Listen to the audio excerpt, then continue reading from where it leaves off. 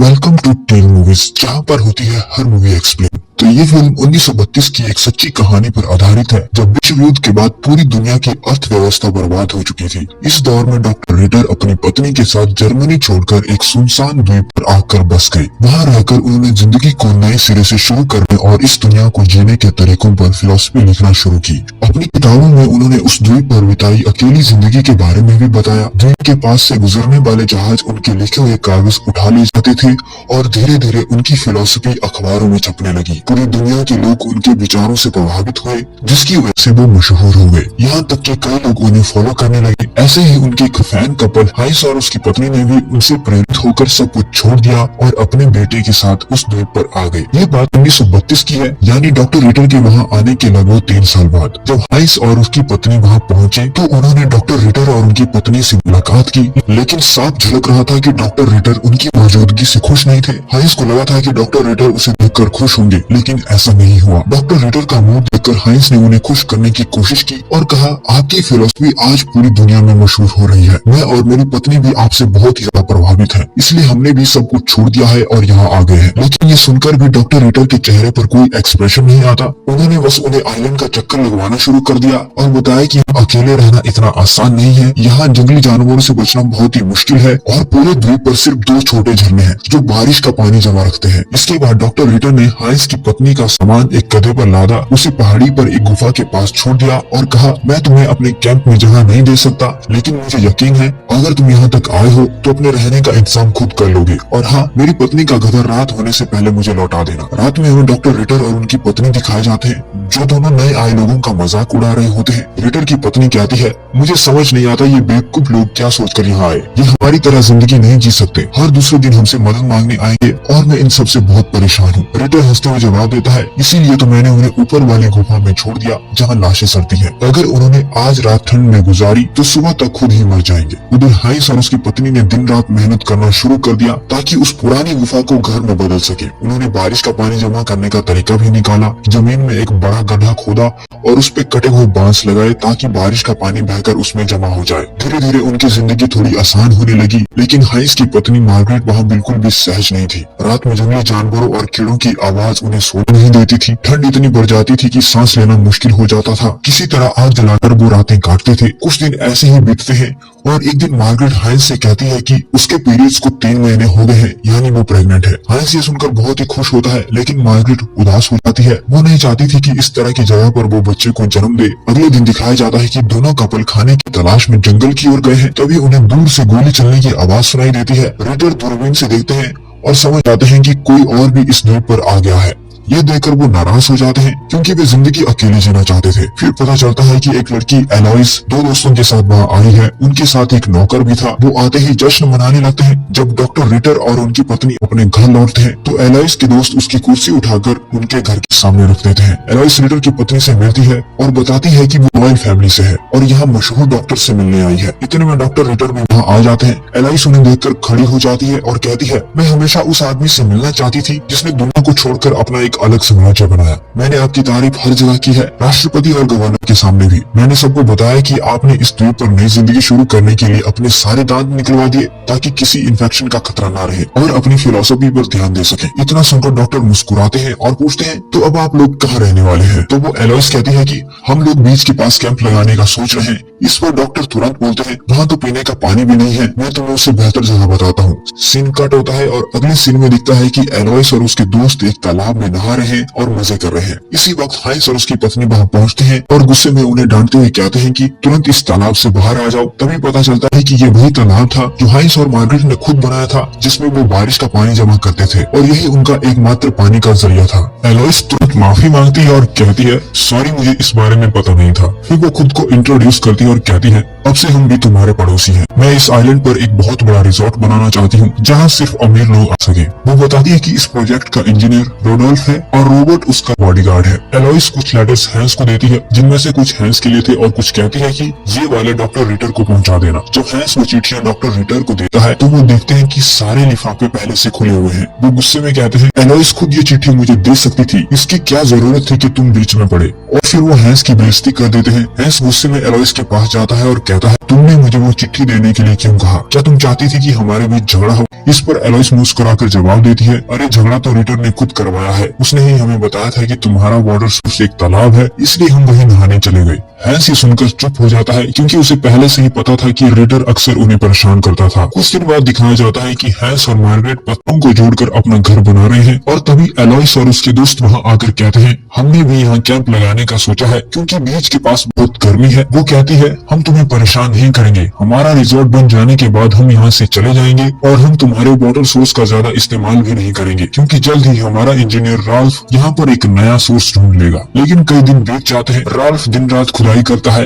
पर पानी का कोई सोर्स नहीं मिलता। वो बहुत ही निराश और चिढ़ जाता है। उसे गुस्सा आता है कि वो अकेला ही सारे काम कर रहा है, जबकि एलोइस और रॉबर्ट बस मस्ती करते रहते हैं। एक दिन गुस्से में आकर वो एलोइस और रॉबर्ट के प्राइवेट टाइम में घुस जाता है और गुस्से में कहता है, तुम्हें मुझे यहाँ लाने का कोई हक नहीं था, मैं एक इंजीनियर हूँ, तुमने ना कोई प्लान बनाया, ना गार्डन है, ना कोई मैप, बस अपनी सड़क में मुझे यहाँ फंसा दिया। एलोइस को ये सुनकर बहुत बुरा लगता है। वो बिना कुछ बोले उदास हो जाती है और जंगल की ओर चली जाती है। अब हालत ये थी कि इन सब के पास खाने को कुछ भी नहीं बचा था, इसलिए रॉबर्ट और रैल्फ ने तय किया कि वो हैंस के घर से खाना चुराएंगे। उधर दिखाया जाता है कि मार्गरेट को अब अजीब सा पेट दर्द होने लगा है। उसे समझ आ जाता है कि बच्चा जन्म लेने वाला है। वो जोर जोर से हैंस को बुलाती है, लेकिन हैंस पास नहीं होता। वो बाहर निकलकर मदद के लिए चिल्लाती है, पर रॉबर्ट और रैल्फ जो पास में छिपे थे मदद के लिए नहीं आते हैं। मार्गरेट अकेली एलोइस के टेंट की ओर मदद मांगने जाती है, और जैसे ही वो वहाँ से निकलती है, रॉबर्ट और राल्फ मौका पाकर उसके घर में घुसकर खाना चुराने लगते हैं। उधर एलोइस भी टेंट के अंदर रहती है। वो मार्गरेट की दर्द भरी आवाज सुनती है, पर फिर भी मदद के लिए बाहर नहीं आती। थकी हारी मार्गरेट वापस अपने घर लौटती है, और जैसे ही वो आती है,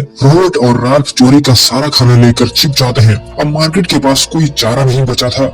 वो जमीन पर अखबार बिछाती है और अकेले बच्चे को जन्म देने की तैयारी करती है। सीन में दिखाया जाता है कि बाहर उसकी गाय भी जोर जोर से रंभाने लगी है। वही गाय जो कुछ दिन पहले वो जंगल से पकड़ कर लाए थे और जो रोज उन्हें दूध देती थी। लेकिन जब मार्गरेट को दर्द के साथ खून बहना शुरू होता है, तो उसके खून की गंध सूंघकर जंगली कुत्ते वहाँ पर आ जाते हैं। वो हमला करने लगते हैं। मार्गरेट के पास कुछ नहीं था। वो बस झाड़ू उठाकर खुद को बचाने की कोशिश करती है। दर्द, खून, डर सब एक साथ था। वो बहुत ही कमजोर पड़ जाती है। उधर राल्फ गिल्ट में आकर एलोइस से कहता है, हमें उसकी मदद करनी चाहिए, लेकिन एलोइस मना कर देती है। यह देखकर एलोइस का नौकर गुस्से में कहता है, तुम मुझे निकाल दो, लेकिन मैं एक इंसान को ऐसे नहीं छोड़ सकता। वहीं दूसरी तरफ दिखाया जाता है कि मार्गरेट का बच्चा जन्म ले चुका है और जंगली कुत्ते बच्चे पर हमला करने ही वाले होते हैं। तभी हैंस और उसका बेटा टाइम पर वहाँ पहुँचते हैं और उन कुत्तों को भगा देते हैं। आगे दिखाया जाता है कि बच्चा तो बिल्कुल ठीक है, लेकिन मार्गरेट की हालत बहुत ही ज्यादा खराब हो चुकी थी। वो बेहोश पड़ी थी और होश में नहीं आ रही थी। हैंस भागकर डॉक्टर रिटर के पास मदद मांगने चाहता है, लेकिन रिटर साफ इनकार कर देता है। अब हैंस पूरी तरह टूट चुका था। रिटर की पत्नी को उसकी हालत पर दया आती है और वो अपने पति से कहती है कि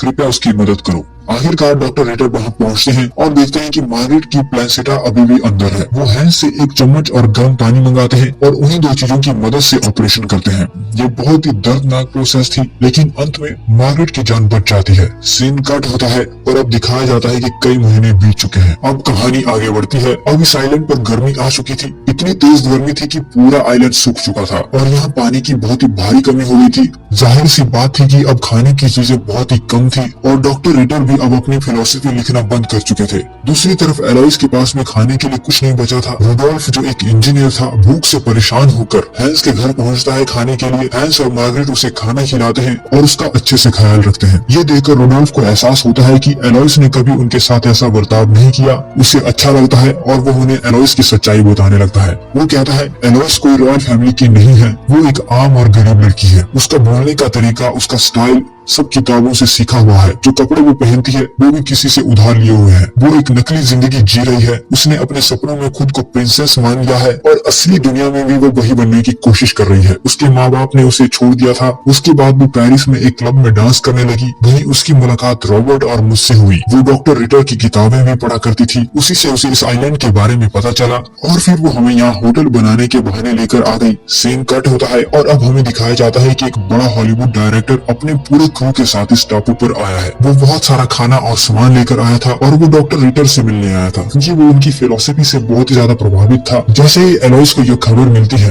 वो बहुत ही खुश हो जाती है। उसे लगता है कि अब वो डायरेक्टर को इम्प्रेस करके अपने सारे सपने पूरे कर लेगी। वो अच्छे से तैयार होकर उससे मिलने जाती है, लेकिन वो डायरेक्टर उसे कोई खास तवज्जो नहीं देता। रात में डायरेक्टर ने एक पार्टी रखी होती है, जिसमें वो डॉक्टर रिटर को सम्मानित करता है और कहता है कि उन्होंने दुनिया को बहुत ही खूबसूरत विचार दिए हैं। साथ ही वो हैंस और मार्गरेट की तारीफ करता है कि उन्होंने इस टापू पर पहला बच्चा जन्म दिया है। पार्टी खत्म होती है, सब लोग लौट जाते हैं। तब एलोइस को पता चलता है कि डायरेक्टर यहाँ फिल्म बनाने नहीं बल्कि सिर्फ पार्टी करने आया था और अगले दिन वापस चला जाएगा। एलोइस को अब टाइम बहुत कम था, इसलिए वो डायरेक्टर के पास दोबारा जाती है और उसे रिझाने की कोशिश करती है, लेकिन डायरेक्टर साफ कह देता है कि उसे उसमें कोई दिलचस्पी नहीं है। जब एलोइस कहती है कि मैं यहाँ बहुत ही अकेली हूँ, तो डायरेक्टर जोर से हंसता है और कहता है, अब समझ में आया, तुम किसी रॉयल फैमिली की नहीं हो। जो तुमने अभी किया वो रॉयल लड़कियां नहीं करती, और अगर तुम सोच रही हो कि मैं तुम्हारा टिकट बनूंगा इस टापू से बाहर जाने का, तो तुम बहुत गलत हो। ये सुनकर एलोइस पूरी तरह टूट जाती है। उसने सोचा था कि अगर वो डायरेक्टर के साथ नहीं रह पाई तो कम से कम उसके जहाज में बैठकर इस टापू से निकल जाएगी और अपनी जिंदगी वापस बना लेगी। लेकिन अगली सुबह जब वो उठती है तो उसे पता चलता है कि जहाज पहले ही निकल चुका है। ये सोचकर वो डिप्रेशन में चली जाती है। पहली बार उसके साथ ऐसा हुआ कि वो जो चाहती थी वो नहीं मिला। इधर जब डॉक्टर रिटर उठते हैं तो उन्हें पता चलता है कि हॉलीवुड डायरेक्टर जो राशन उनके लिए छोड़ गया था वो एलोइस चुरा चुकी है। वो गुस्से से भर जाते हैं और एलोइस के कैंप पहुंचते हैं और फैसला करो, या तो मैं या एलोइस। वो हमें परेशान कर रही है और अब मैं बर्दाश्त नहीं करूंगा। हैंस कहता है, मैं तुम्हारे साथ तब भी था जब तुम्हें मुझसे नफरत थी।